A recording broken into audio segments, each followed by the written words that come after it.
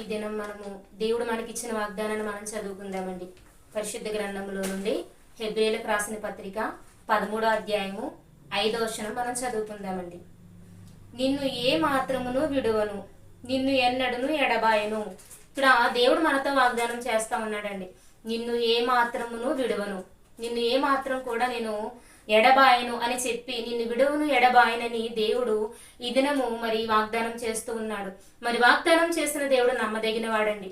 మరి అనుకుంటా ఉంటూ ఉన్నారు, మరి నన్ను మనుషులు మర్చిపోతారేమో అని చెప్పి మీరు అనుకుంటా ఉన్నారు. కానీ మనుషులు మర్చిపోవచ్చని, అయ్యో వారు నన్ను జ్ఞాపకం ఉంచుకోవడం లేదు, వీరు నన్ను పట్టించుకోవడం లేదని చెప్పి మరి మీరు ఎంతగానో మదన పడుతూ ఉన్నారు. కానీ ఇదిగో దేవుడు ఈ దినమున మీతో వాగ్దానం చేస్తూ ఉన్నాడు. నిన్ను నేను విడిచిపెట్టను, ఎన్నడను ఎడబాయను అని చెప్పి మరి దేవాది దేవుడి దినము ఈ సమయం మంది మీతో వాగ్దానం చేస్తూ ఉన్నాడు. మరి మనం మనుషుల మీద ఆధారపడినప్పుడు, మనుషుల్ని ఆధారం చేసుకున్నప్పుడు వారు మనల్ని ఎంత మాత్రం కూడా మరి పట్టించుకోరండి. వారు మనతో ఎన్నో వాగ్దానాలు చేస్తూ ఉంటారు, కానీ మరి ఆ వాగ్దానాలను మనుషులు ఎంత మాత్రం కూడా నిలబెట్టుకోరు. మరి పెళ్లి విషయంలో మనం చూసినట్లయితే మరి భార్యాభర్తలు వాగ్దానాలు చేసుకుంటూ ఉంటారు.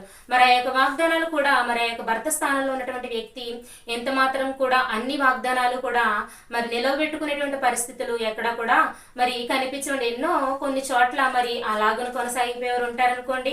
కానీ దేవుడు ఈ దినం చేస్తున్నటువంటి వాగ్దానము, నిన్ను నేనే మాత్రం కూడా విడిచిపెట్టను.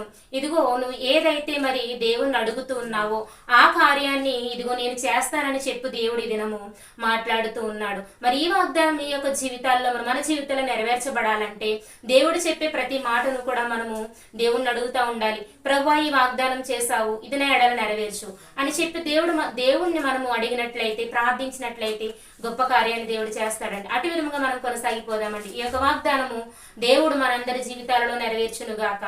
ఆమేన్. ప్రైజ్ ది లార్డ్ అండి.